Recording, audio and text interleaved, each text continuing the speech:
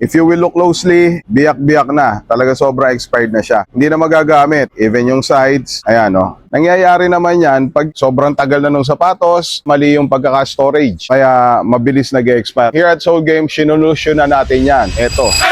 What is good, so fam? So, andito naman tayo. May bago tayo natapos sa project. Ito yung Haruta na penny loafers, model 906. Dinala sa atin to ni client kasi ang problema niya is sobrang expired na yung outsoles niya. Itong pinaka-soles mismo. Ito, pakita ko sa inyo. So, ito yan, nung dinala ni client. If you will look closely, ayan siya. Biyak-biyak na. Talaga sobra expired na siya. Hindi na magagamit. Even yung sides. Aray ko! Ayan, oh, biyak-biyak na siya. Ito yan. So, nung tinry natin dismantle, wala na, nadurog na talaga siya. Kasi nga, expired na yung material niya. Nangyayari naman yan pag yung sobrang tagal na ng sapatos, also, mali yung pagkaka-storage. Yun din ang factor. Kaya, mabilis nag-expire yung mga outsoles natin. Ngayon, here at Soul Game, sinulusyon na natin yan. Ito, nalitan natin ng bagong outsoles.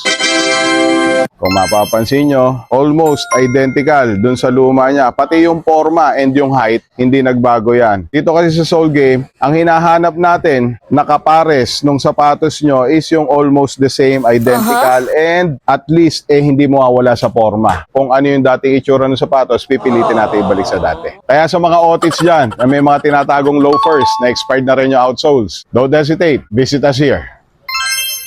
Soul Game. So gay, pagod mong sapatos, we revive that. Lahat ng mapigat, we rewind that.